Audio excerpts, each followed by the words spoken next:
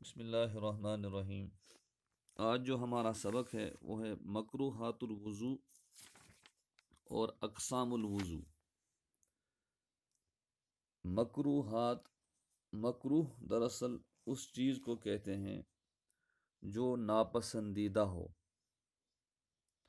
بسا اوقات مکروہ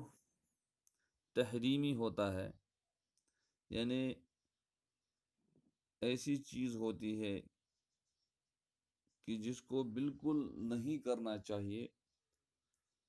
وہ اس چیز کے اصل کو نقصان پہنچا سکتی ہے۔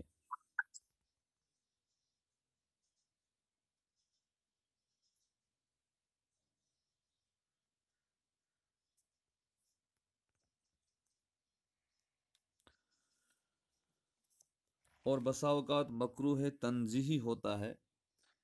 یعنی وہ جواز کے قریب ہوتا ہے، لیکن دونوں کا خلاصہ یہی ہے کہ یہ ناپسندیدہ ہے۔ مکروہات الوضو، کیونکہ مضاف مضاف الیہ آپ نے پڑھا ہوگا، جس کے اعتبار سے اس کا ترجمہ ہوگا وضو کے مکروہات۔ وضو کے اندر ناپسندیدہ چیزیں، ایسی چیزیں جن سے بچنا چاہیے۔ تکرہ الامور الآتیہ فی الوضو۔ تکرہ کریہ یکرہ سے کریہ یکرہ، یعنی مکروہ ہیں الامور الآتیہ، آنے والی چیزیں، فی الوضوء، وضو کے اندر۔ نمبر 1، ان یسرف، اسرف یسرف اسرافا۔ اسراف کا مطلب ہے زیادہ استعمال کرنا، کسی چیز کو اپنی لمٹ سے، اپنے حد سے زیادہ صرف کرنا، استعمال کرنا، اس کو کہتے ہیں اسراف۔ ان یسرف فی استعمال الماء فی الوضو، کہ پانی کے استعمال میں وضو کے اندر اسراف کرے، یعنی وضو کے اندر جو پانی استعمال کیا جاتا ہے اس کے استعمال میں آدمی اسراف کرے۔ 1 کلو، 1.25 کلو پانی وضو کے لیے کافی ہے، لیکن 1 بالٹی استعمال کر رہا ہے، اس کے باوجود وضو پورا نہیں ہو رہا ہے، تو یہ اسراف ہے۔ نمبر 2، ان یقطر، قطر یقطر کے معنی ہیں جو مقدار کافی ہو اس مقدار سے کم استعمال کرنا۔ جیسے 1 کلو پانی کافی ہے، لیکن 1 گلاس یا اس سے کم پانی استعمال کر رہا ہے، گویا کہ پانی مل رہا ہے، نہ کہ وضو کر کے جس طرح پانی کو وضو میں بہایا جاتا ہے اس طرح بہاتا نہیں ہے، بلکہ پانی کو ہاتھ میں لے کر کے یا ہاتھ کو بھگو کر کے اعضاء پر پھیر رہا ہے اور بہت ہی قلیل پانی استعمال کر رہا ہے، تو اس کو کہتے ہیں قطور، کم استعمال کرنا۔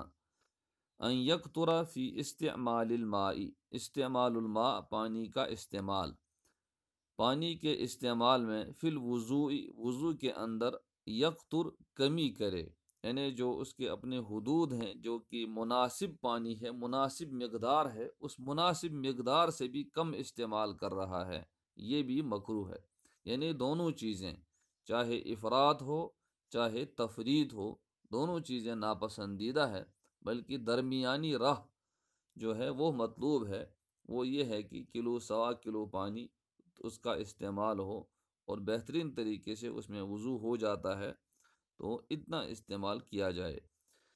نمبر 3، ان یضرب، ضرب یضرب کے معنی مارنا، الوجہ چہرہ، بالماء پانی سے، یعنی چہرے کو مارے، ان یضرب الوجہ بالماء، چہرے کو پانی سے مارے، جیسے کہ بہت سارے لوگ کرتے ہیں، ہاتھ میں پانی لے کر کے سیدھے چہرے پر مارتے ہیں، تو ایسا کرنا یہ ٹھیک نہیں ہے، بلکہ ناپسندیدہ چیزوں میں سے ہے۔ یعنی اس کے ذریعے سے وضو پر کوئی اثر تو نہیں ہوگا، ایسا نہیں کہ وضو نہیں ہوگا یا وضو کے جو ہے جو فرائض اور سنن وہ ختم ہو جائیں گے، نہیں، بلکہ یہ وضو کے آداب کے خلاف ہے۔ نمبر 4، ان یتکلم بکلام الناس۔ تکلم کے معنی بات کرنا، کلام الناس لوگوں کی باتیں، یعنی جو لوگ عام طور پر بولتے رہتے ہیں وہ کلام، گویا کہ اس سے دراصل الگ کرنا چاہتے ہیں ذکر و اذکار کو، کہ ذکر و اذکار اگر آدمی بولتا رہے تو وہ مکروہات میں سے نہیں بلکہ مطلوب چیزوں میں سے ہے۔ لہٰذا ان یتکلم بکلام الناس، لوگوں کی گفتگو کرنا، یہ بھی وضو کے مکروہات میں سے ہے۔ اس کے مقابلے میں ادب کیا ہے کہ لوگوں کی باتیں نہ کرے۔ نمبر 5، ان یستعین بغیرہ۔ استعان یستعین کے معنی مدد لینا، بغیرہ کسی اور سے، غیر معنی دوسرا، ہو کی ضمیر خود اس کی طرف لوٹتی ہے، یعنی اپنے علاوہ کسی اور سے مدد لے، یہ بھی وضو کے مکروہات میں سے ہے، پسندیدہ نہیں ہے۔ فَإِنْ كَانَ لَهُ عُذْرٌ، البتہ اگر کسی کا عذر ہے، جیسے ہاتھ میں چوٹ آئی ہے، پاؤں میں چوٹ آئی ہے، یا اس طرح کا کوئی عذر ہے جس کی وجہ سے خود پانی استعمال نہیں کر پا رہا ہے تو دوسرا مدد دے رہا ہے تاکہ وضو صحیح ہو جائے۔ فَإِنْ كَانَ لَهُ عُذْرٌ، اگر اس کا کوئی عذر ہے، فَلَا بَأْسَ، تو کوئی حرج نہیں، بالاستعانہ، مدد لینے میں، استعانہ مانے مدد لینا، تو اگر اس کا کوئی عذر ہے تو پھر مدد لینے میں کوئی حرج نہیں ہے، یعنی پھر وہ مکروہات میں شامل نہیں ہوگا۔ نمبر 6، ان یمسح الرأس ثلاثا، کہ سر کا مسح 3 بار کرے۔ سر کا مسح مستحب ہے، بلکہ پورے سر کا مسح سنت ہے، اور چوتھائی سر کا مسح فرض ہے، لیکن 1 بار اور 3 بار سر کا مسح کسی بھی اعتبار سے صحیح نہیں ہے، لہٰذا یہ مکروہات میں شامل ہوگا۔ یعنی فی نفسی ہی ایسا تو نہیں ہے کہ وضو نہیں ہوگا، وضو تو ہو جائے گا، لیکن وضو کی ناپسندیدہ چیزوں میں سے یہ ہے کہ سر کا مسح آدمی 3 بار کرے، اور وہ بھی وَيَأْخُذْ كُلَّ مَرَّةٍ مَاءً جَدِيدًا، اور ہر بار نیا پانی لے رہا ہے۔ ایک تو یہ ہے کہ سر کا مسح کیا، اب بہت سارے لوگ ہوتے ہیں جو اپنے بالوں کو درست کرتے ہیں، ہاتھ لگاتے ہیں، تو وہ اس میں شامل نہیں ہے، لیکن ایسا کرنا یأخذ کل مرہ ماء جدیدا، کہ ہر بار نیا پانی لے رہے ہیں اور مسح کر رہے ہیں، تو یہ مسح نہیں رہا بلکہ یہ غسل ہو گیا، یہ دھونا ہو گیا، اور سر کا وظیفہ دھونا نہیں ہے بلکہ مسح کرنا ہے، اور وہ بھی 1 بار۔ تو یہ مکروہات وضو ہو گئے، جو کہ 6 انہوں نے بیان کیے۔ وضو میں اسراف کرنا یعنی زیادہ استعمال کرنا، اور اسی طرح بہت کم استعمال کرنا، اسی طرح چہرے پر پانی مارنا، اور لوگوں کی سی باتیں کرنا، جو عام طور پر باتیں کی جاتی ہیں ان کو وضو میں داخل کرنا، کسی دوسرے سے مدد لینا، اور سر کا مسح 3 بار کرنا اور ہر بار نیا پانی لینا۔ اقسام الوضو، اب ہم وضو کی قسمیں دیکھتے ہیں۔ ینقسم الوضو الی 3 اقسام، وضو بنیادی طور پر 3 قسموں میں تقسیم ہوتا ہے۔ انقسم مانے تقسیم ہونا، ڈیوائڈ۔ ینقسم الوضو، وضو تقسیم ہوتا ہے الی 3 اقسام، 3 قسموں تک، یعنی 3 قسموں میں: فرض، واجب اور مستحب۔ فرض جس کی دلیل ایسی قطعی ہو کہ اس میں کوئی شبہ نہ ہو، واجب جس کی دلیل اس طرح کی ہو کہ اس میں کوئی شبہ ہو، مطلب شبہ ہونے کا مطلب یہ ہے کہ فرض کے سے بھی دلائل سامنے آ رہے ہو اور دوسری طرف سے مستحب کے جیسے بھی دلائل آ رہے ہوں، نتیجتاً اس کا درجہ فرض سے کمتر ہو جاتا ہے۔ اور تیسرا درجہ مستحب، جس کی رسول صلی اللہ علیہ وسلم نے پابندی نہیں فرمائی بلکہ گاہے گاہے اس پر عمل کیا، اس کو کہتے ہیں مستحب۔ اب دیکھتے ہیں وضو فرض کب ہے۔ متی یفترض الوضو، افترض یفترزو معنی فرض کرنا اور افترض یفترض فرض ہونا۔ وضو کب فرض ہے؟ یفترض الوضو، وضو فرض ہے علی المحدث، محدث کا مطلب ہے جس کا وضو نہ ہو، اور جنوب اس کو کہتے ہیں جس کا غسل نہ ہو، یعنی جس پر غسل واجب ہو، اور محدث جس پر وضو واجب ہے، یعنی کہ اس کو اگر نماز ادا کرنی ہے تو اس کو وضو کرنا ہے، اس کو کہتے ہیں محدث، یعنی جس کے ساتھ حدث اصغر لاحق ہوا ہے اس کے لیے عربی لفظ ہے محدث۔ یفترض الوضو علی المحدث، محدث پر وضو فرض ہے، لواحد من اربعۃ امور، واحد ایک، لواحد ایک کے لیے، من اربعۃ امور ان چار باتوں میں سے، ان چار باتوں میں سے ایک بات کے لیے، یعنی کسی ایک بات کے لیے، کسی ایک بات کی وجہ سے اس پر وضو فرض ہے۔ نمبر ایک، لاداء الصلاۃ، نماز ادا کرنے کے لیے، نماز ادا کرنے کا ارادہ ہے، وضو نہیں ہے تو وضو فرض ہے۔ سواء کانت الصلاۃ فرضا او کانت نفلا، سوا معنی برابر ہے، کانت الصلاۃ ہو نماز فرضاً فرض، او کانت نفلا یا نفل ہو، چاہے فرض نماز ہو چاہے نفل نماز ادا کرنی ہو، تو دونوں کے لیے وضو کرنا فرض ہے۔ نمبر دو، للصلاۃ علی الجنازہ، جنازے پر نماز کے لیے، یعنی جنازے کی نماز کے لیے وضو فرض ہے۔ نمبر تین، لسجود تلاوہ، سجدہ تلاوت کے لیے، یعنی نماز تو ادا نہیں کرنی ہے، البتہ قرآن کی تلاوت زبانی کر رہا تھا، بیچ میں سجدہ تلاوت آ گیا، تو اب سجدہ تلاوت کرنا ہے، اس کے لیے وضو کرنا ضروری ہے، فرض ہے۔ نمبر چار، لمس المصحف الشریف، قرآن پاک کو چھونے کے لیے، مس معنی چھونا، قرآن پاک کو چھونے کے لیے وضو کرنا فرض ہے۔ اسی طریقے سے دراصل قرآن ہی کے حکم میں ہے، اس لیے اس کو ذیل میں لایا ہے کہ اگر دیوار میں کہیں آیت لکھی ہوئی ہے یا کسی کاغذ میں لکھی ہوئی ہے یا درہم میں لکھی ہوئی ہے، اس کو چھونا چاہ رہا ہے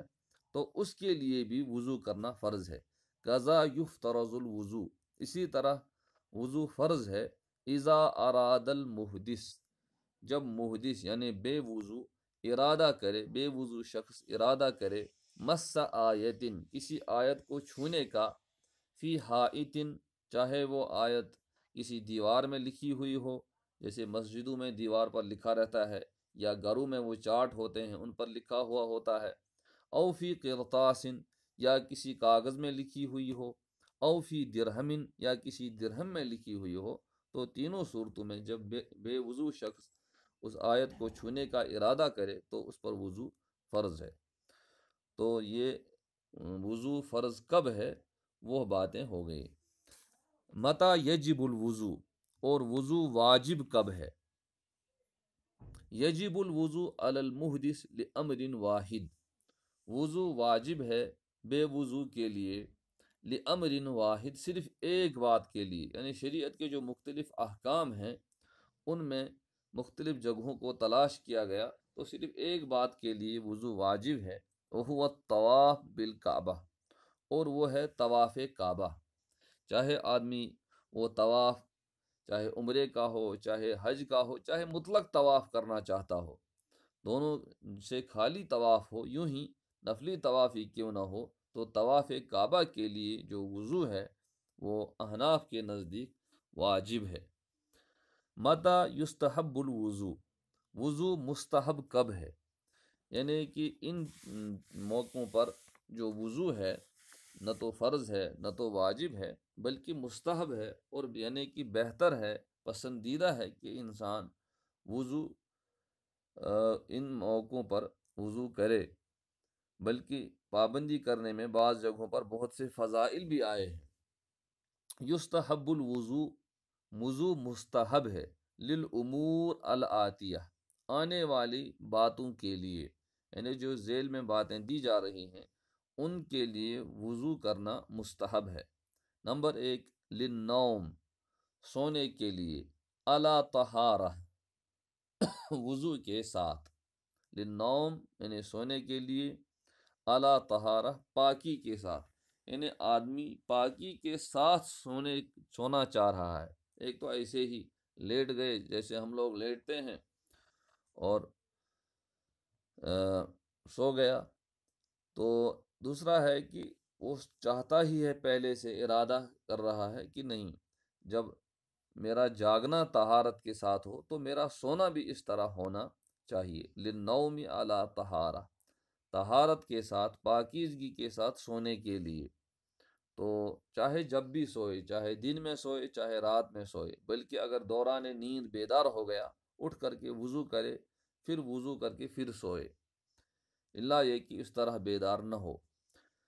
تو للنوم علی طہارہ، طہارت کے ساتھ سونے کے لیے، یہ ایک بات ہو گئی۔ نمبر 2، اذا استيقظ من النوم،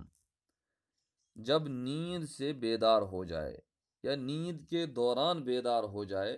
تو پھر وضو کرے۔ نمبر 3، للمداومہ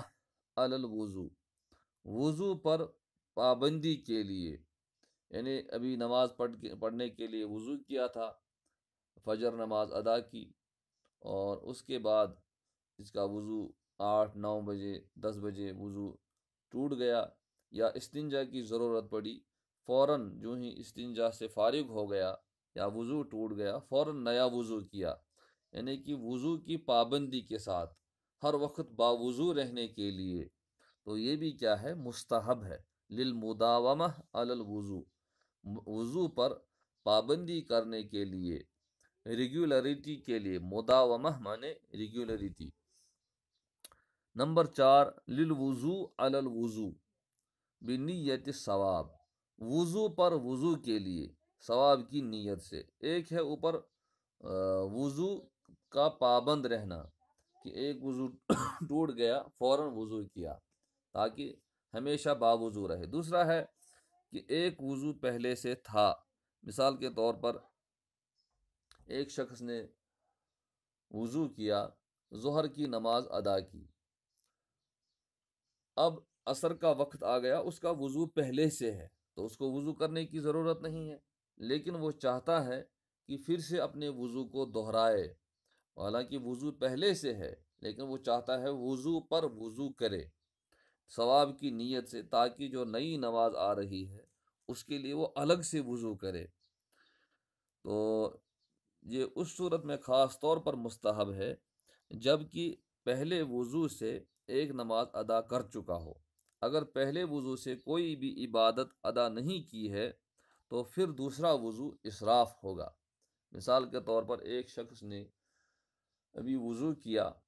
اور اس وضو سے اس نے کبھی کوئی عبادت ادا نہیں کی ہے، کوئی نماز ادا نہیں کی ہے، اور پھر نماز کا وقت آ گیا، اب یہ دوسرا وضو کرنے لگا، کیوں؟ اس لیے کہ چاہتا ہے وضو پر وضو کرے، تو اس نے پہلے وضو سے کوئی چیز ادا ہی نہیں کی ہے، لہٰذا اس کے حق میں ایسا کرنا اسراف ہوگا۔ لہٰذا اگر ایک وضو سے ایک عبادت کر چکا ہے تو پھر اگر دوسری عبادت کے لیے، دوسری نماز کے لیے، چاہے وہ 2 ہی رکعت ادا کرنے جا رہا ہو، ان کے لیے اگر وضو کر رہا ہے ثواب کی نیت سے، تو وہ چیز یہاں بیان کی گئی ہے اور وہی مراد ہے کہ وضو پر وضو کرنا ثواب کی نیت سے۔ نمبر 5، بعد ارتکاب شیء من الغیبہ والنمیمہ والکذب، یعنی کبھی اچانک مجلس میں بیٹھ گیا، چاہے غیبت سنی، چاہے غیبت اپنی زبان سے کسی کی، یا چغل خوری کا معاملہ ہوا کہ کسی کی چگلی کہیں کی، یا جھوٹ بولا، اگرچہ ان گناہوں کا تعلق زبان اور دل کے ساتھ ہے، لیکن اس کے باوجود چونکہ وضو ایک نیکی ہے، اور اگر کبھی انسان سے کوئی گناہ ہو جائے تو اس کے بعد نیکی کرنا یہ شریعت کی طرف سے مطلوب ہے، تو کسی سے یہ چیزیں سرزد ہو گئیں اور ان کے بعد وضو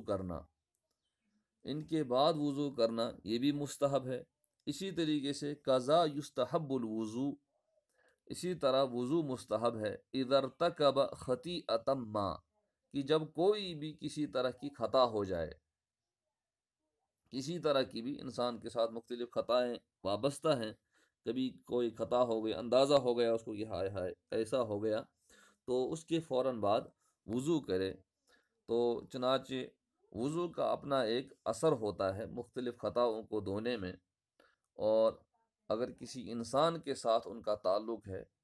تو توبے کی شرائط میں سے ایک یہ ہے کہ اس انسان سے جا کر کے آدمی معافی مانگے، اس کے سامنے تذکرہ کرے کہ ایسا ہم سے ہو گیا۔ نمبر 6، بعد انشاد شعر قبیح، شعر و شاعری شریعت کی طرف سے نہ تو مطلوب ہے، نہ تو شریعت نے اس کی تنقید کی ہے، البتہ اگر وہ قبیح اشعار ہیں جن میں فحش گوئی ہے وغیرہ اس طرح کی چیزیں ہیں، تو ویسے اشعار ان مقاصد کو حاصل کرنے کے لیے شریعت کی طرف سے ممنوع ہے۔ البتہ لغت کا معاملہ جہاں تک آتا ہے، لغت کی تلاش وغیرہ، تو وہاں ان چیزوں کی ضرورت پڑتی ہے، تو وہاں کوئی مسئلہ نہیں ہوگا۔ لیکن فی نفسی ہی وضو کے استحباب کے تعلق سے اگر شعر کبیح یعنی کوئی کبیح شعر اپنی زبان سے نکالا، پڑھا، تو اس شعر کو پڑھنے کے بعد آدمی وضو کرے تو یہ بھی مستحب ہے۔ دراصل یہ بھی نمبر 5 کے تحت ہی آئے گا، اذا ارتکب خطیئۃ ما بعد القہقہ خارج الصلاۃ۔ اسی طرح نماز کے باہر زور زور سے ہنسنا، اس طرح کی دانت کھل جائیں، پورا منہ کھل جائے، نماز کے اندر اگر قہقہہ واقع ہو، زور زور سے ٹھٹھا مار کر کے آدمی ہنس رہا ہے، تو احناف کے ہاں اس سے وضو ٹوٹ جاتا ہے۔ جب وضو ٹوٹ گیا تو نماز بھی ٹوٹ گئی۔ لیکن نماز سے باہر اگر ہے تو اس سے وضو تو نہیں ٹوٹتا ہے، البتہ اس کے فوراً بعد وضو کرنا مستحب ہے۔ اسی طرح لتغسیل میت، میت کو غسل دینا چاہتا ہے، اگرچہ میت کو غسل دینے کے لیے جو شخص غسل دینے جا رہا ہے اس کے لیے وضو وغیرہ مطلوب نہیں ہے، لیکن مستحب بہرحال ہے۔ لتغسیل میت، میت کو غسل دینے کے لیے جو شخص جا رہا ہے اس کے لیے وضو کرنا مستحب ہے۔ لحمل میت، اسی طرح جنازہ اٹھانے کے لیے، یعنی جو شخص کاندھا دے رہا ہے اس کے لیے بھی وضو مستحب ہے۔ مستحب کا مطلب یہ نہیں کہ آدمی اپنے اوپر اس کو واجب اور فرض جانے، بلکہ صرف مستحب ہے۔ آدمی اگر پابندی کرے اس چیز کی تو ثواب ہی ہوگا، اگر چھوٹ جائے تو کوئی گناہ نہیں ہوگا۔ لوقت کل صلاۃ، اسی طرح ہر نماز کے وقت کے لیے، یعنی کوئی شخص ایسا ہے کہ اس کا وضو دن بھر رہتا ہے،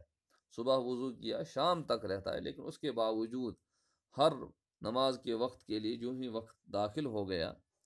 نماز کا تو وہ نیا وضو کرتا ہے، تو یہ بھی مستحب ہے۔ اسی طرح قبل غسل الجنابہ، غسل جنابت سے پہلے،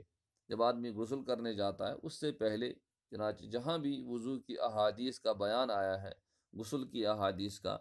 ان سے پہلے تذکرہ ہے کہ رسول صلی اللہ علیہ وسلم پہلے وضو کیا کرتے تھے۔ جیسے حضرت عائشہ رضی اللہ عنہ کی روایت ہے، بخاری کی ہے، مسلم میں بھی ہے، کہ جب آپ غسل جنابت فرماتے تو اس سے پہلے وضو فرماتے، وضو الصلاح، جس طرح نماز کے لیے وضو کرتے ہیں اسی طرح۔ البتہ اگر اس جگہ وضو کی جگہ پانی جمع ہوتا تو پھر پاؤں دھونے کو مؤخر کرتے، اور اگر وہاں پانی جمع نہ ہوتا تو پاؤں بھی پہلے ہی دھو لیتے۔ جیسے آج کل غسل خانے صاف ہوتے ہیں تو پاؤں کو پہلے بھی دھویا جا سکتا ہے، اور اگر آدمی مؤخر بھی رکھے، سب سے اخیر میں بھی پاؤں دھوئے، تو اس میں بھی کوئی حرج نہیں ہے۔ نمبر 12، للجنوب عند اکل و شرب و نوم،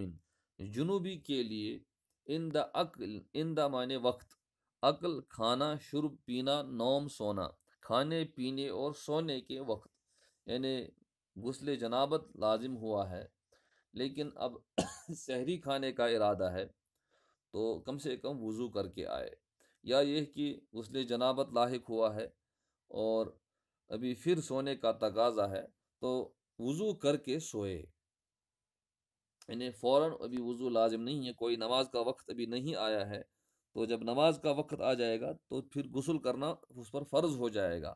فوراً، یعنی فی نفسی ہی اسی وقت مطلوب نہیں ہے بلکہ تاخیر بھی کر سکتا ہے، لیکن بیچ میں اگر ان چیزوں کی ضرورت پڑے، کھانے پینے کی، سونے کی، پھر سے تو وضو کرنا مستحب ہے۔ نمبر 13، عند الغضب، غصے کے وقت،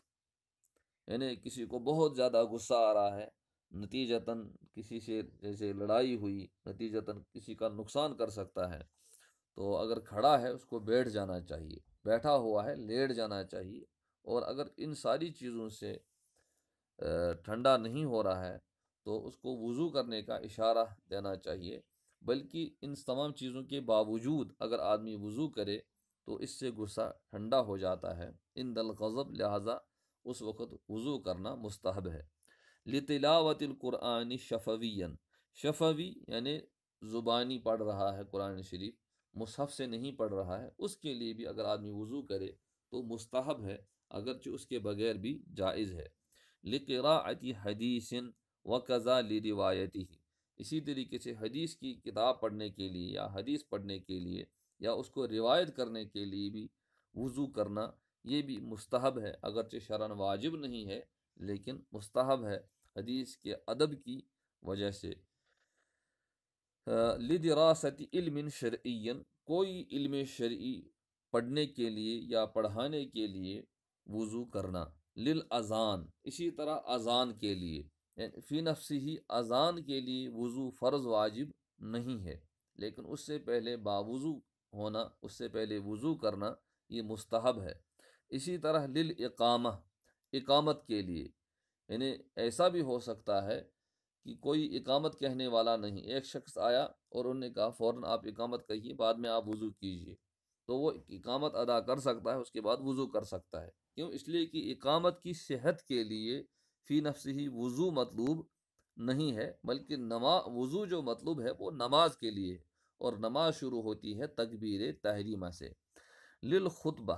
اسی طرح خطبے کے لیے، چاہے وہ عیدین کا خطبہ ہو، چاہے وہ نماز کا خطبہ ہو، جمعے کا خطبہ ہو، تو اس کے لیے بھی وضو جو ہے فرض واجب نہیں ہے بلکہ مستحب ہے۔ کیوں؟ اس لیے کہ وضو فرض ہے نماز کے لیے، وہ اس کے بعد شروع ہو رہی ہے۔ لزیارت النبی صلی اللہ علیہ وسلم، نبی صلی اللہ علیہ وسلم کی زیارت کے لیے، چاہے آپ صلی اللہ علیہ وسلم کی زندگی میں تھا، چاہے آج روز اطہر کی زیارت کے لیے جا رہا ہو، تو وضو مستحب ہے۔ للوقوف بعرفہ، وقوف عرفہ کے لیے، یعنی میدان عرفات میں جب حاجی ہوتا ہے اس وقت بھی وضو کرنا، اگرچہ وہاں صرف ٹھہرنا ہے اور بیچ میں جو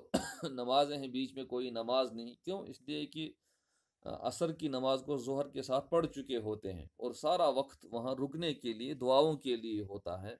تو وہاں ٹھہرنے کے لیے بھی وضو مستحب ہے، بہتر ہے کہ وضو کے ساتھ رہے اور دعا کرے۔ للسعی بین الصفا والمروہ،